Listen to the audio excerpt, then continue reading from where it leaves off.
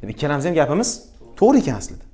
Demak, unda nima deb o'rganamiz desa, aslida qo'shish, ayirishning ahamiyati yo'q, lekin bir qoida qilib berishgan kitoblarimizda yaxshisi deydi, chapdan o'ngga qarab hisoblash osonroq, tinchroq deydi. Tushundinglar?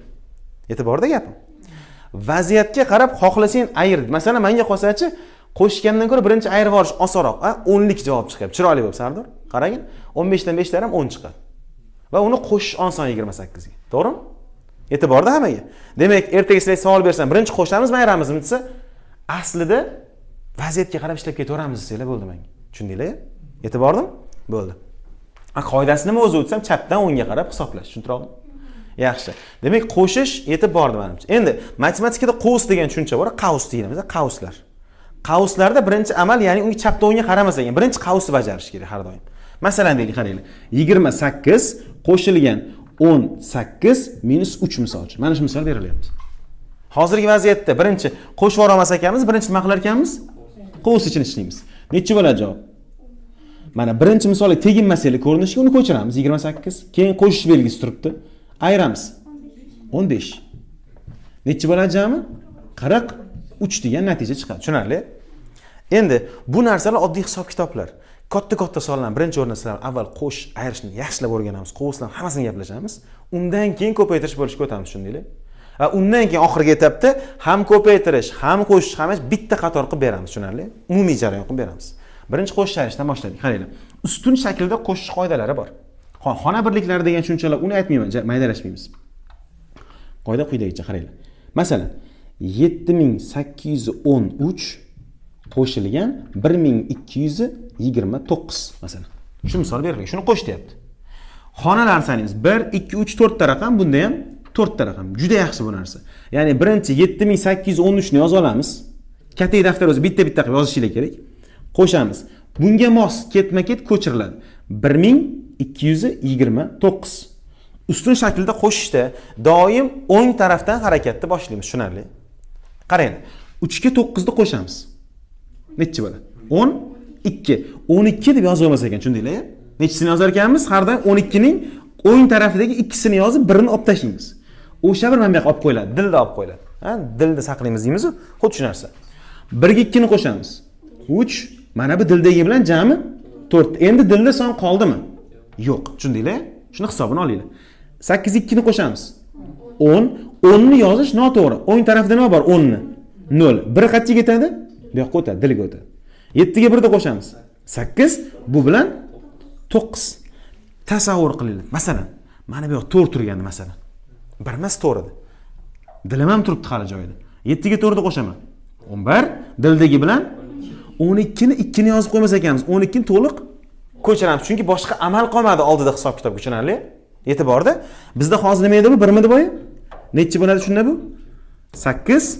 Dildagi bilan 9 bo'lgan. Demak 9042 degan javob ekan. Kimda savol bor? Kim unchalik tushunmadi? Sardor. 42 dedimi? Uzr. Xo'p, kimda qanaqa savol bor? Hamma tushundi. Yaxshi tushundinglar? Yaxshi. Endi sonlarni o'zgartiramiz, boshqacharoq qilamiz. Kamroq, qisqaroq qilamiz. Masalan, deylik, kattaroq qilamiz. 12713 qo'shilgan 76 masalan. Shu misol berilgan. Bu nechta xonalik? 12000 13 xullas qo'shilgan 76 ni bu yoqqa yozib qo'ymas ekanmiz tartib bo'yicha, tushundinglar? Doim o'ngdan harakat boshlab hisoblayapsanmi, demak sonni ham o'ng tarafdan ko'chirasan, tushunarli? Demak, buni o'chiramiz.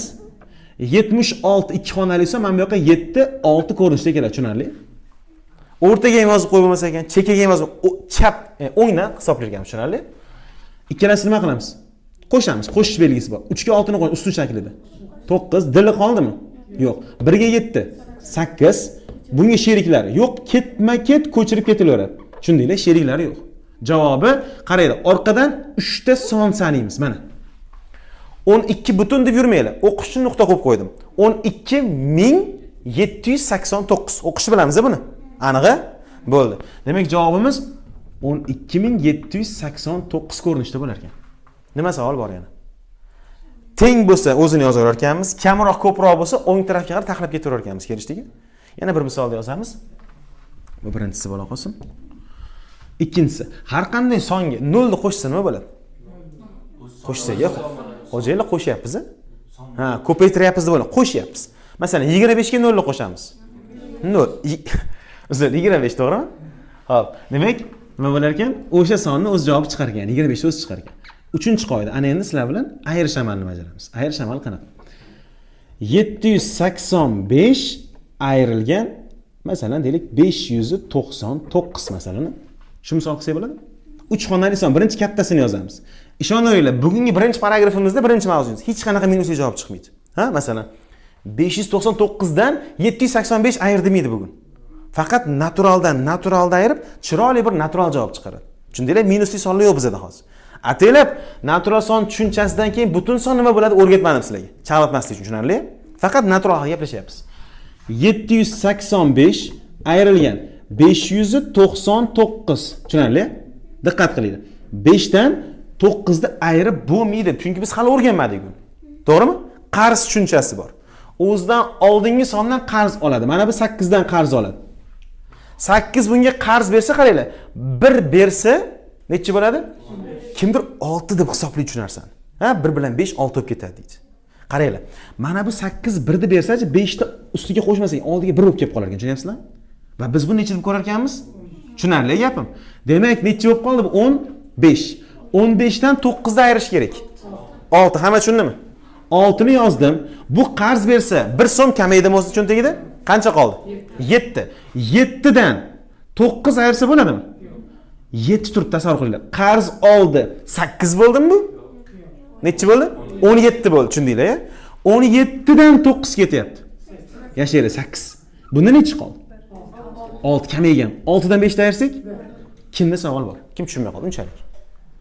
Tushunmadi bilan unchalik tushunmadi farqi bor. Kim unchalik tushunmadi? Hamma tushundimi? Yaxshi, demak javob 186 degan javob ekan. Tushunarli? Yana bitta misol ko'ramiz hozirlar bilan. Xo'p, 4-holatga e'tibor berasizlar. Masalan, 800 minus 176. Bo'lam shunaqa qilsak. 76 qila qoldi, 8 mana.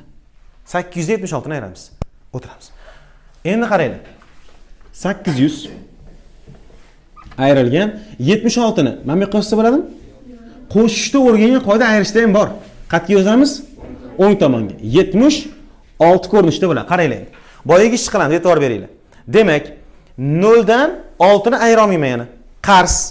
Qo'shniga chiqdim, qo'shnining o'zida yo'q. Tushunyapsizlarmi? Qo'shnida yo'q hech narsa. Keyingi qo'shniga o'tdim. Ha? Bunda bor ekan. 8 dan keladi qarz, qaranglar. 8 dan qarzga nima bo'ladi? Diqqat qiling. Avval o'zi to'g'ri o'tadi deb o'rgatadi ko'p ustozlarimiz. Va shu qulay aslida. Hozir qayerdan kelib chiqqan tushuntiraman. Ba'zi bir qoidalar bor-da o'rtada, qaranglar. Shuni rozimisizlar? Shu 8000 qilib chiroyliroq misol bo'ladi. Yana ham chiroyli bo'ladi. Mana 8000 qildim. Qo'shniga chiqdi yo'q. Bu qo'shnida ham yo'q. Bundan keladi endi qaranglar. Mana bu yoqqa 8 keldi, qarz. Nolimiz 1 bo'lib qoldimi, 10 bo'lib qoldi? 10 bo'lib qoldi. 10 dan 6 ketdi. 4. Bu kamaygan sezdinglarmi? Mana bu qo'shnilar hazillashib aytaman ko'pincha. Hijolat bo'lganda to'ldirib qo'yishdi hamma narsani. 9 paydo bo'lib qoladi, tushundinglar mana endi. Hamma narsani to'ldirib qo'yishadi zaxira qilib. Tushunyapsizlar? Mana bu joyda 0 o'rnida qarz bera olmagandan keyin nima qolar ekan? 9 qoladi, tushundinglar? 9 dan 7 ayrilsa necha qoladi? Bu ham boya qarz bera olmagan. Bunda necha bo'ladi? 9. 9 da o'zi tushadi. Bu yoq kamayganmidi boya? 7. Tushundinglar-a? 7924. Nima o'quvchi bo'lsam aytaman-da. Nimaga 9 qo'yapti? Shu yerda nega 8 emas deyman? Yoki nega 3 qolmayapti deyman. Bo'lishi mumkin. Ha? Hamma tushunib shu gapimga. Nima demoqchi bo'lganim? Nega aynan 9? Bir ish qilamiz. Asli qayerdan kelibcha? Sal aytib ketaman. Tushungan, bunga tushungan bo'lsa bo'ldi, shart emas. Kimdir bo'ldi, menga tushundim, menga shu tinch o'zi, ortiq deydiganlar shu usulda qolib ketadi. Tushunarli? Aslida qaranglar. 76 deb yozsam, bu qarz bera olmasa-chi qaranglar. Bu qo'shni birinchi boshlaydi, ishni qarang. Bundan birinchi qarz oladi. Necha bo'ldi bu? 10. 10 endi bunga qarz beradi. Necha bo'ldi bu? 9. Qarang, bu 10 edi-ya. Qarz bersa necha qolib ketadi? Bu 10 bo'ldi. 10 bunga bersa necha qoladi o'zida? Bu endi 10 bu. 10 dan 6 ketsa 4. Mana bu 9 qayerdan paydo bo'lgan ko'ryapsizlarmi? Boshidan olgan ekanda bu. Keyin bir-biriga qo'lma-qo'l uzatib o'rgan hammasi. Tushunyapsizlarmi? Demak, jarayon ertaga biz bundan kelyapti deb yurmaylik. Shunchaki bera olmadi bo'ldi. Boridan olib turasizlar, oradagi ololmaganliklar 9 bo'lib ketar ekan. Tushuntira oldimmi? Savol bormi yo'q? Bo'ldi, buni ishlab yurmaymiz. Muhimi tushunib oldik, qayerdan bo'lgan, nima bo'lgan? Bu ham ketdi. Xo'p, qo'shish ayrishdi demak, bir xil 3 xonali bo'lsa, 3 xonalik son bo'ladigan bo'lsa, ustun yozib ketaverar ekanmiz. Xonalar soni kamroq bo'lsa, qayerga terar ekanmiz? 10 ga terar ekanmiz. Ayirish bo'lsa ayirib ketasizlar, qo'shish bo'lsa qo'shib ketasizlar. Qo'shishda ortib qolsa nima bor ekan? Dilda degan tushuncha bor ekan. Sonni o'ng tarafidagi haligi ikkisini yozib, birini bu yoqqa olib qo'ydik boya. Xo'p, shunaqa jarayon bor. Ayirishda ham xuddi shu yetmay qoladigan degan gap bor ekan bunda. Yetmay qolar ekan. Nima qilar ekan u? Qarz olar ekan. Tushunarli? Qarz. Demak, qarz bo'lmay qolsa, undan oldingi, undan bo'lmay qolsa, keyingisiga o'tib ketar ekan, tushundinglar? Va orada qolib keta olmay qolgan nima bo'ladi endi ular? 9 paydo bo'lib qoladi, tushundinglar? Hamma tushundi, hech kimda savol yo'q, 100%. Yaxshi. Bo'lmasa qaranglar. Kitoblarimizga e'tibor bersanglar, hozir bizada birdaniga aytib ketaman. Deylik, birinchi misolni sirasi ko'chirib ketaman. Qaranglar, masalan, birinchi misolni keling, masalan, murakkabidan ko'rib ketamiz. Deylik, 14-chi. Birinchi misolni 14-dan boshladim, qaranglar. Qolganini o'zimiz ishla olamiz. Xo'p, 773 masalan qo'shilgan. 111 qo'shilgan. 257 qo'shilgan 89 qo'shilgan necha oxiri? 201 ekan. Hammada bor, qaranglar. Boya aytgan gapim. Xo'p. Mana bu holatda, ya'ni birinchi darsimizda aytayaptik, mana shu holatda boya aytdik, ketma-ket hisoblash yaxshi, ha? Qoida shunaqa. Lekin biz nima deb kelishib oldik? Vaziyatga qarab ham ishlasak ham bo'laveradi. Sizlarga birinchi savol. Birinchi buni qo'shib, masalan, o'rtadagi ikkalasini qo'shib, keyin bunga qo'shaman desam, zarari bormi? Ha, masalan, shu zarari yo'q, lekin kimdir shubhalanib turishi mumkin, farqi yo'qmikin? Shuncha rostdan bir xilmikin deyapti, masalan. Qaranglar. Oddiy misol yozam. 10 qo'shu 20 qo'shu 30 masalan. Ketma-ket qo'shsa nechi bo'ladi? 60. Endi buni birinchi qo'shyapti. 50, 10 ni qo'shsachi? Zarar yo'q ekan, haqiqatan tushunib oldim. Endi ko'ngil xotirjamda. Tushundinglarmi? Endi qaranglar. O'rtadan boshlab. Bunday qarayman. Qo'shish qonuniyati bor. Ya'ni xohlaganimiz shunaqa ish qilinglarki, haligi oxiridagi raqam boshqa bir oxirgi raqam bilan qo'shganda nollik chiroyli butun son hosil qilsin. Ha? Qaranglar. Mana bu 3 ni 1 ga qo'shsam 4 lik, uncha emas. 3 ni 7 ga qo'shsam oxiridagi raqamiga zo'r bo'ldi mashinasi. Tushundinglar gapim? Demak, men hozir mana bu 3 likni mana bu 57 likka qo'shganim yaxshiroq ekan. Chunki chiroyliroq 0 lik javob chiqadi. Tushuntira oldimmi? Ketdik. 773 qo'shuv nechi turibdi? 257. 3 ga 7. 0, biri dilda. 7 ga 5. 12 dildagi bilan 13 yozamizmi hozir? 3, yana biri dilda. 7 ga 2. 9 dildagi bilan 1030. Rostdan ham chiroyli chiqdi. Tushundinglar? Keyingisi. Haligi mana bu birlik bilan mana bu 9 lik chiroyli tushadimi yo'q? 111 89. Zo'rmi? Chunki mana bu 1 9 to'ldirib nima qilib beradi? 0 qilib beradi. 111 ni birinchi yozing, 89 yozing birinchi. Ha, kattaroq sonni yozsa ishimiz qulayroq bo'ladi. O'ng taraf 89 yozdik mana. 1 ga 9 0, biri dilda. 1 ga 8 9 dildagi bilan 10 10 ni 0 yozaman, biri dilda yana. 1 ga sherik yo'q, tushunamizmi? 2 ni berib, 1 ni berib, keyin 200 ekan. Tushunarli? Bo'ldi, nimalar qoldi bir eslab olaylik. Mana bu ikkalasidan chiqqan javob nima edi?